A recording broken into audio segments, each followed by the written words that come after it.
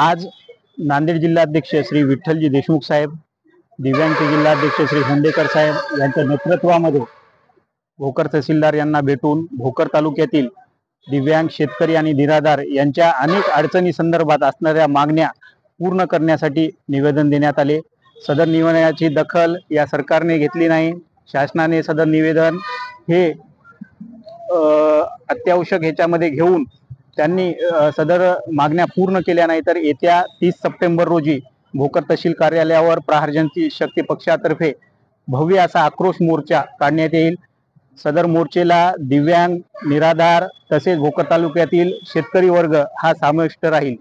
त्यासाठी मी तहसीलदार भोकर यांना विनंती करतो की सदर मागण्या लवकरात लवकर पूर्ण कराव्या।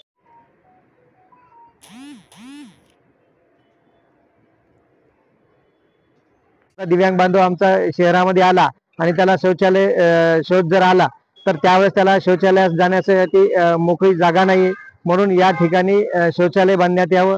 दिव्यांगाचा तालुका स्तरावरील तालुक्यामधील जे काही गावं आहेत त्या गावांना तात्काळ 5% निधी, ग्रामपंचायत स्तरावरील 5% निधी वाटप व्हावा या आशयाचं पत्र BDO साहेबांनी प्रत्येक ग्रामपंचायतला आपल्या ग्रामसेवकांना देण्यात यावं। अशा या विविध मागण्या संदर्भात राशनचा विषय आहे, राशन कार्डामध्ये कुणाचं नाव नव्याने समाविष्ट करायचं आहे, कुणाचं नाव वगळायचं आहे।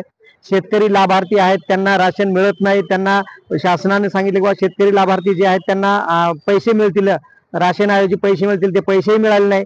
त्या अनुषंगाने देखील हा विषय घेतलेला आहे। त्यामुळे जास्तीत जास्त संख्येनं येणाऱ्या 30 तारखेला 30 सप्टेंबर रोजी सकाळी 11 वाजता तहसील कार्यालय या ठिकाणी आपण सर्वांनी भोकर तालुक्यातील सर्वच शेतकरी असतील, कष्टकरी असतील, विधवा महिला असतील, निराधार असतील, दिव्यांग बांधव असतील, या सर्वांनीच तहसील कार्यालयावर मोर्चासाठी आवर्जून उपस्थित राहायचं आहे।